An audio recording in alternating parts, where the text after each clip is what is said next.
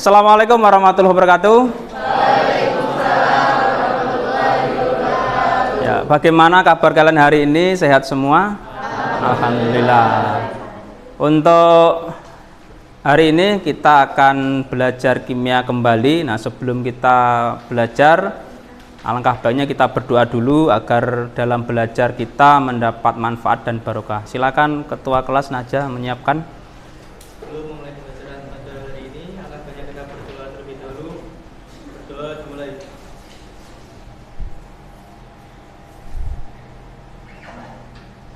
Selesai. Baik, untuk selanjutnya saya lihat ini di bawah kalian kelihatannya kok bersih. Coba dicek kembali apakah memang di bawah lantai kolong meja bersih, agar mendukung dalam kalian belajar biar nanti lebih menyenangkan gitu ya. Akan saya absen dulu. Adakah yang tidak masuk hari ini? Nih, coba saya absen dulu. Ahmad Najah, Agnia Najwa, ya. Agnindia, Ahmad Rafi. Nah, untuk selanjutnya kita review dulu atau kita ingat-ingat pada pembelajaran sebelumnya, yaitu mengenai atau tentang kimia hijau. Nah, saya ingin tahu apakah kalian masih ingat mengenai pengertian dari kimia hijau.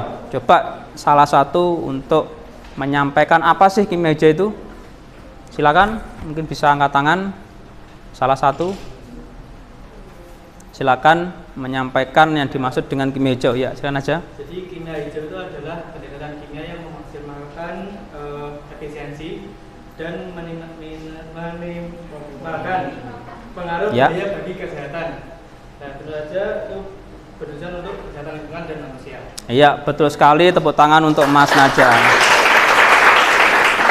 Nah, jadi pada prinsipnya adalah pada kimia hijau itu apa yang dimaksud dengan kimia hijau, yaitu silakan dilihat di slide bahwasanya konsep untuk merancang suatu proses atau produk untuk memperkecil atau menghilangkan penggunaan maupun pembentukan bahan kimia yang beracun dan berbahaya bagi kesehatan maupun lingkungan. Sehingga apa? Nanti produk yang dihasilkan dari proses kimia hijau nanti akan menghasilkan produk yang lebih ramah lingkungan, dapat mengurangi, mencegah polusi dan sumber polusi lainnya yang ada di lingkungan. Nah, silakan sekarang dibuka HP-nya, saya berikan link. Ya, di situ ada link untuk pretestnya dan sekaligus ada namanya angket motivasi belajar kalian. Nah, coba silakan diisi. Waktunya 5 menit dari sekarang. Kalau ada yang kesulitan untuk mengakses link, silakan diberitahu.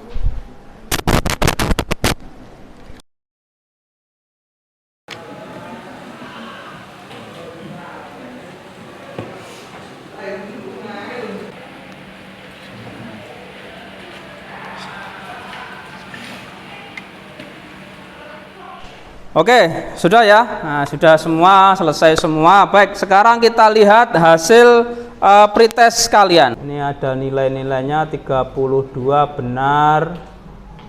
Ya.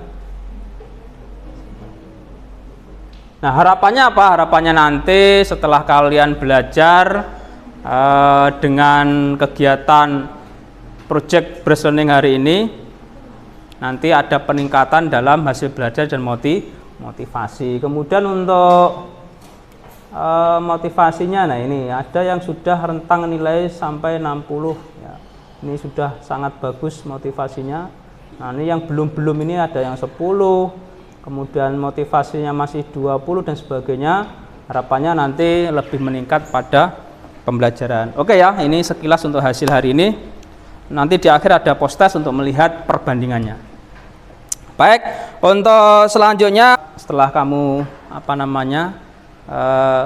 pretest, kita ice break dulu. Sekarang kita lihat. Dung.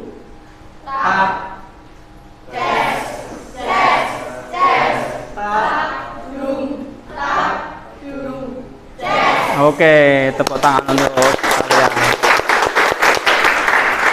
Untuk tujuan pembelajaran hari ini silakan dilihat slide-nya ya. Jadi tujuan pembelajaran kita ini ya.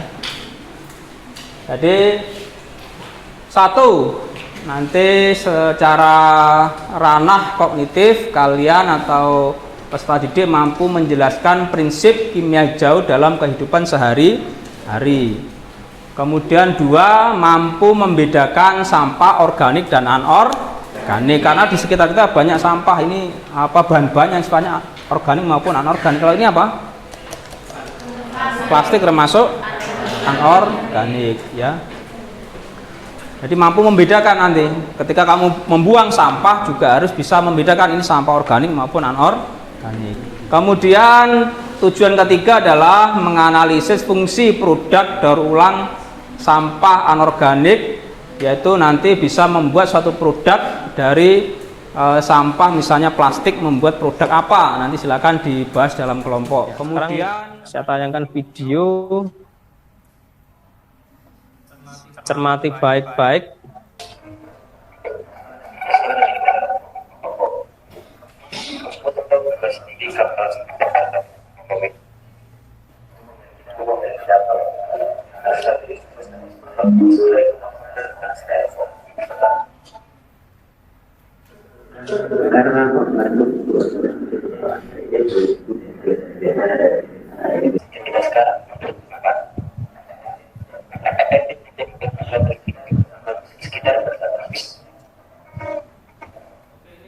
Oke, ini video yang pertama mengenai apa? Sampah styrofoam. Kemudian video kedua.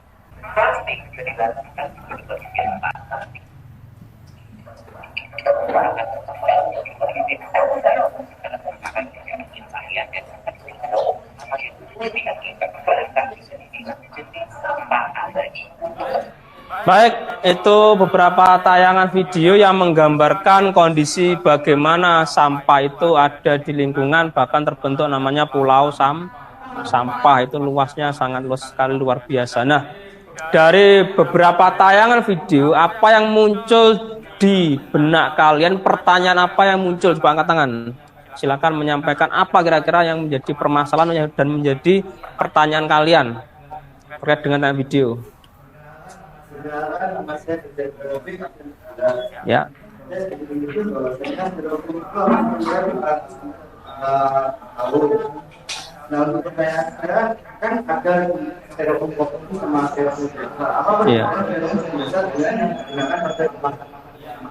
Iya. Jadi pertanyaan bagus dari Mas Deja, bahwasanya styrofoam itu macam-macam, plastik itu jenisnya macam-macam sekali ya. Plastik itu macam-macam, ada yang dari bentuknya styrofoam, kemudian ada juga yang plastik kantong kresek itu dan sebagainya. Nah, itu nanti apakah sama antara styrofoam yang kalian gunakan atau digunakan untuk makanan dengan yang minuman? Dan nanti kalian gali melalui diskusi dan praktikum. Yang kedua, ada pertanyaan lagi. Jadi pertanyaan bagus dari temanmu, nanti kita buat suatu permasalahan bersama dan menggali dari lembar kerja, nanti ada di situ.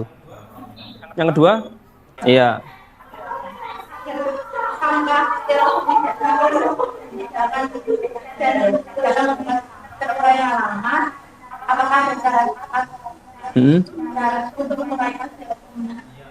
Iya, jadi pertanyaan temanmu adalah dari masalah yang ditampilkan tadi, apakah ada cara yang bisa digunakan untuk mengatasi masalah styrofoam, di mana styrofoam itu dia jangka waktunya lama untuk dia terurai.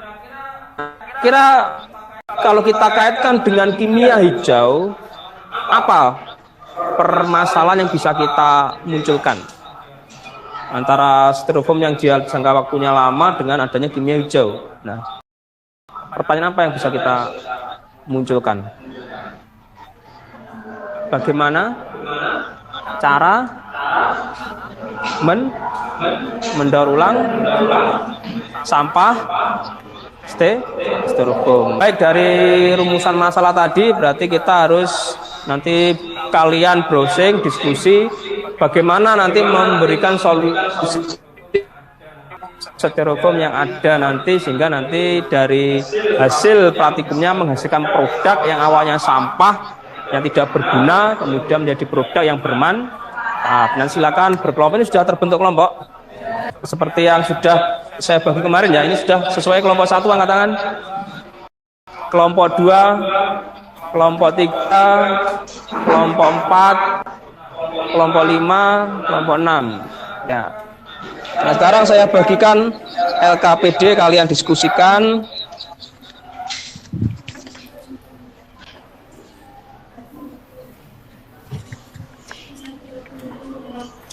Silakan didiskusikan bersama-sama untuk tugas-tugas yang ada di sini ya. Ya. Baik, jadi sambil kalian baca, diperhatikan di situ. Nanti yang kalian kerjakan pada Romawi 1 pemahaman awal materi. Nah, di situ disajikan gambar-gambar. Silakan nanti memilih mana termasuk dia kategori sampah organik dan anorganik. Romawi 2 itu identifikasi masalah. Nah, dari tayangan video tadi itu coba tulis di situ nanti apa masalah yang muncul, yang nanti menjadi pertanyaan dan akan kalian buat solusi. Kemudian setelah diskusi nanti berarti kalian membuat suatu proyek. Nah, judul proyeknya kira-kira apa nanti silakan ditulis judul proyek, kemudian tujuannya apa, alat dan bahan kamu tulis, langkah kerjanya bisa kalian browsing atau lihat video tayangan untuk menulis langkah kerja.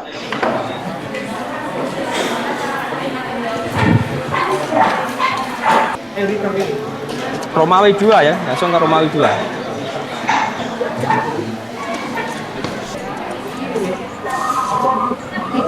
Nah, nanti kalian tulis langkah kerja itu dengan bahasa kalian sendiri. Dari tayangan video yang sudah ditampilkan atau dari referensi dari YouTube, dari proyek yang akan kalian buat. Coba langkah kerja kalian tulis dengan bahasa kalian sendiri, kemudian nanti silakan konsultasi dengan saya, nanti konsultasikan sudah benar enggak ini untuk langkah kerjanya. Nanti ya untuk jadwal ini berarti sampai poin 3 hari ini. Untuk pertemuan selanjutnya sampai ini. Waktunya jam berapa menit? Misalnya mencari teratur 10 menit ya. Jam berapa sampai jam berapa? Oke. Coba dimasukkan lagi, kira-kira sudah mulai. Ya berarti sudah itu. Nah.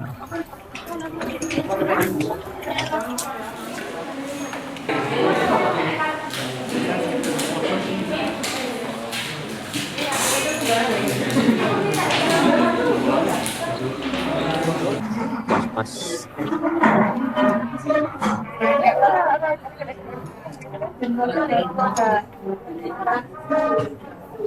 Di lapisi di kuas-kuas.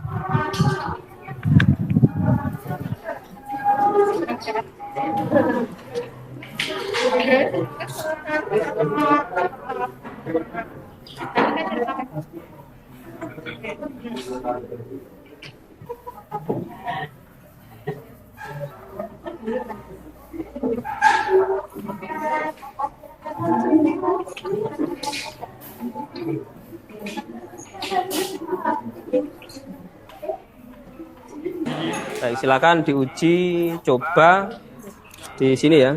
Oke, silakan dimulai. Pakai kuas. Dibaliknya. Ini dibaliknya sini.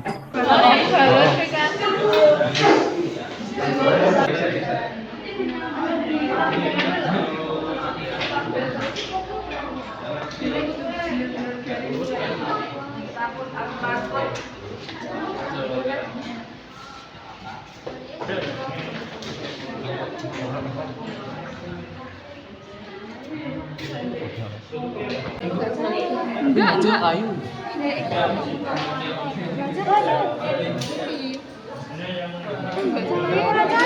Tapi panas. Iya, karena dia enggak.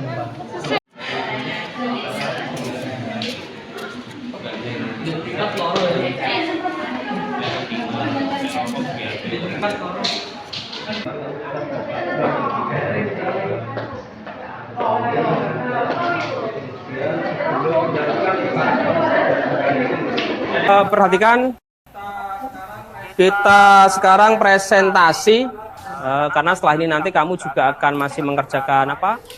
Post test ya. Nah, sehingga untuk presentasinya gini, masing-masing kelompok itu membawa media yang sudah diuji coba sambil membawa hasil lembar data untuk uji coba tadi, kemudian presentasikan hasilnya apa dan kesimpulan dari hasil uji coba tadi, gitu ya.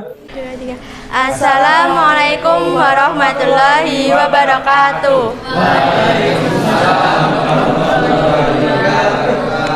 Perkenalkan, nama saya Kirana Cinta, absen 19. Saya Rania Salsabila Ramadhani, nomor absen 28. Saya Marafi, nomor absen 4. Kami di sini mewakili kelompok 3. Kami ingin mempresentasikan hasil dari eksperimen cairan coating dari styrofoam yang kami aplikasikan di batu bata. Yang pertama dimulai dari tujuan. Baik, jadi tujuan dari percobaan ini adalah yang pertama untuk memanfaatkan sampah styrofoam menjadi barang yang berguna. Yang kedua untuk mengurangi kapasitas sampah styrofoam yang berbahaya bagi lingkungan. Dan yang ketiga untuk mengetahui efek pada batu bata setelah diolesi cairan coating. Yang terakhir adalah untuk mengetahui kelebihan dan kekurangan dari cairan coating. Selanjutnya adalah perbandingan yang terjadi pada larutan thinner PU dan bensin pertalit. Jadi pada larutan thinner PU, 30 ml thinner PU dapat melarutkan 2 gram styrofoam, sedangkan 30 ml pertalit tidak dapat melarutkan kurang dari 1 gram styrofoam. Tidak larut. Berikutnya ketika kita lakukan uji coba, biar teman-teman bisa tahu, kita juga melakukan uji cobanya di depan teman-teman. Yang pertama ketika uji coba waterproof, kita tuangkan air. Nah, si batu bata ini dia jadi punya kayak efek daun talas gitu, benar-benar ini menolak, airnya tuh nggak masuk, nggak nyerap. Sedangkan sisi yang kita nggak kasih cairan coating, nah itu dia lebih menyerap. Yang jatuh tuh kan nggak banyak kan, dia lebih menyerap. Jadinya bisa kita pastikan kalau cairan coating ini efektif dan bisa membuat batu bata waterproof. Setelah kami melakukan eksperimen ini, kami mendapatkan kelebihan dan kekurangan ya ini. Yang pertama, kelebihan yang pertama, lapisan cairan styrofoam dapat membuat benda menjadi waterproof dan tahan terhadap api. Tak cuma waterproof dan tahan api, kemarin waktu kita kikis juga lapisannya tuh nggak terkikis, jadi juga tahan kikis. Yang kedua, menjadi lebih awet karena bersifat anti air dan anti api. Pastinya teman-teman tahu ketika benda ini tahan air, tahan api, dia akan jadi lebih awet. Karena apa? Karena jamur itu nggak akan tumbuh di benda-benda yang kering, karena dia kan nggak lembab ya, karena waterproof. Selanjutnya hemat, hanya dengan diingat dan buku styrofoam kita bisa mendapatkan cairan waterproof. Cairan waterproof itu kan umumnya mahal-mahal ya Kak, atau misalnya ada orang yang pakai resin gitu, itu mahal banget, kayak 60.000 per kilo. Sedangkan kita bisa pakai cairan waterproof ini cuma dengan thinner dan styrofoam, dan hasilnya terbukti bisa waterproof. Yang terakhir kekurangan, slide dulu. Kekurangannya ini hasil waterproof pada benda yang tidak menyerap air kurang efektif, karena kita tahu teman-teman nggak semua benda itu memiliki daya serap yang kuat kayak batu bata. Kayak misalnya kita melapisi ini gitu, ini belum tentu efektif. Karena apa? Karena dia nggak terlalu nyerap gitu. Jadi kalau padat. Jadi kalau teman-teman mau menggunakan cairan coating ini, sebaiknya aplikasikan pada media yang menyerap air. Sekian dari kami. Apakah ada pertanyaan? Silakan. Dari kelompok 5. Jadi mau tanya, apakah cairan tersebut efektif di semua benda? Baik. Cuma hanya ke bata? Baik. Jadi setelah kami coba lakukan bersama kalian juga tentunya. Tadi kemarin tuh ada yang pakai kayu dan ternyata juga efektif. Ini juga tadi juga efektif, ini juga efektif. Pak ya, saya menggarisbawahi dari presentasi kelompok 3 ini bahwasanya dari uji dari produknya, yaitu apa judulnya tadi? Cairan coating dari batu bata. Cairan coating Dari styrofoam. Digunakan untuk menguji lapisan atau melapisi batu bata. Nah, memang ada kekurangan. Mungkin nanti bisa dilihat bahwa kekurangan itu efektif enggak, karena kan yang digunakan untuk pelarutannya misalnya dari pelarutnya thinner PU itu berapa mili, dan untuk yang dilarutkan bahannya styrofoam itu berapa banyak. Dan styrofoam belum mengalami perubahan warna dan bentuk serta teksturnya sedikit kasar dan ketahanannya yang rapuh. Lalu setelah dilarutkan, styrofoam ini mengalami reaksi, yaitu melebur dengan berubah bentuk menjadi cair dan menyatu dengan cairan thinner. Selanjutnya pada produk yang kedua, yaitu melarutkan styrofoam ke cairan pertalite, sama dengan komposisinya, yaitu 2 gram styrofoam dengan 30 ml pertalite. Kondisi styrofoam saat sedang dilarutkan itu sama seperti thinner tadi ya. Lanjut ke styrofoam saat sudah dilarutkan, styrofoam ini mengalami reaksi sehingga berubah bentuk menjadi cairan yang mengental dan berubah warna. Untuk hasil uji coba produk kita, yang pertama dari pelarutnya dari thinner itu terhadap air, larutan dapat membuat refleks menjadi dahan air. Yang kedua terhadap api, larutan dapat membuat refleks sedikit tahan akan panas dari api.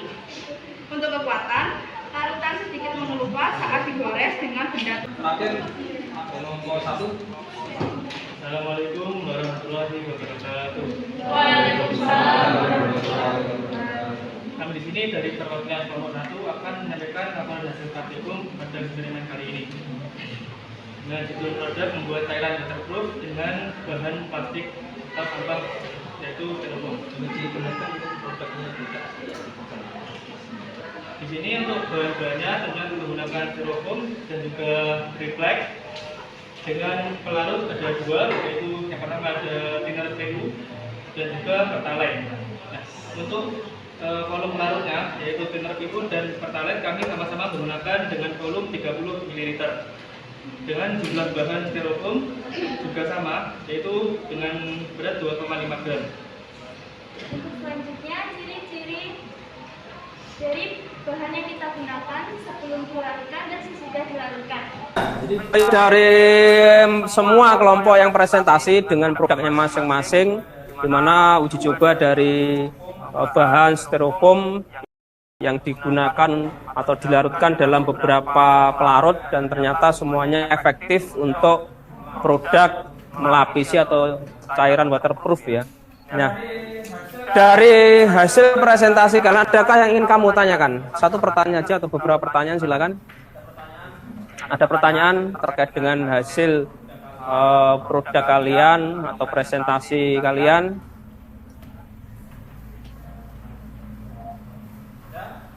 Ada? Belum? Belum. Nah, kalau belum, coba saya ingin bertanya ke kalian. Ada 2 zat yang berbeda hasilnya, itu kenapa? Satunya dilarutkan, bahannya sama, dilarutkan ke dalam satunya adalah pertalite, satunya adalah thinner PU. Mungkin ada yang bisa jawab kenapa hasilnya larut? Dari sana dulu. Yang styrofoam itu atau gabus yang dilarutkan pada thinner PU itu karena thinner mengandung bahan kimia pelarut yang dapat merusak ikatan molekul polistirena.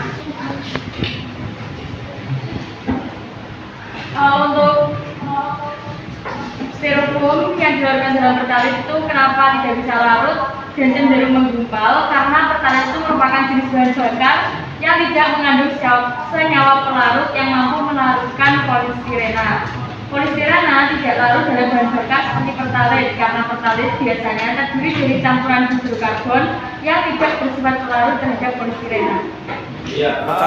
Sebelum kita post-test, saya ingin satu orang saja untuk menyimpulkan, satu orang saja menyimpulkan. Baik, namanya siapa? Jelita, silakan.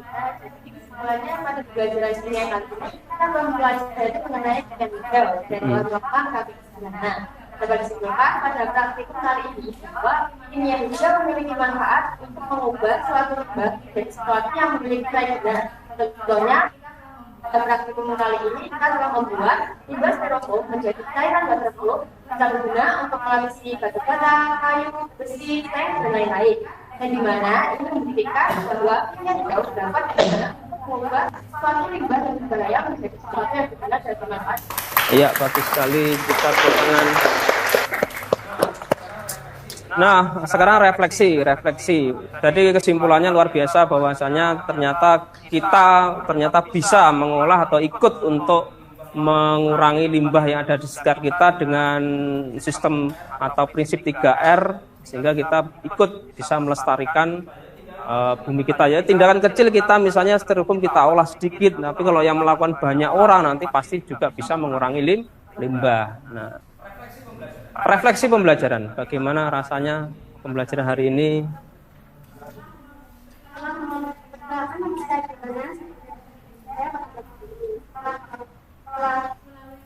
Melalui pembelajaran, saya Iya. saya merasa bahwa pendidikan hijau akan diketahui dapat diaplikasikan agar memberikan dampak positif untuk lingkungan sekitar. Iya, tepuk tangan untuk kalian semua. Baik, terima kasih untuk kegiatan hari ini. Kalian luar biasa. Sekarang keluarkan HP-nya. Kita 2 menit untuk kamu mengerjakan post test dan angket motivasi ya. 2 menit dimulai dari sekarang.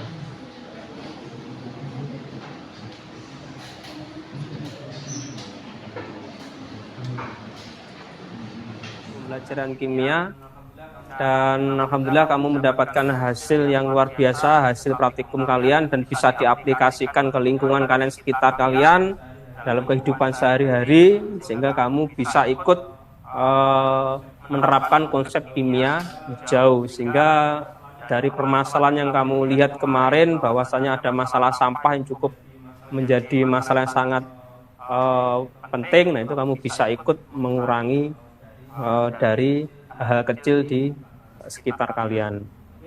Oke ya, nah sebelum kita akhiri silakan berdoa dahulu. Mengakhiri pembelajaran kimia pada hari ini, karena kita berdoa bermanfaat yang kita belajar ini, dan semoga kimia kedepannya menjadi bahan. Amin.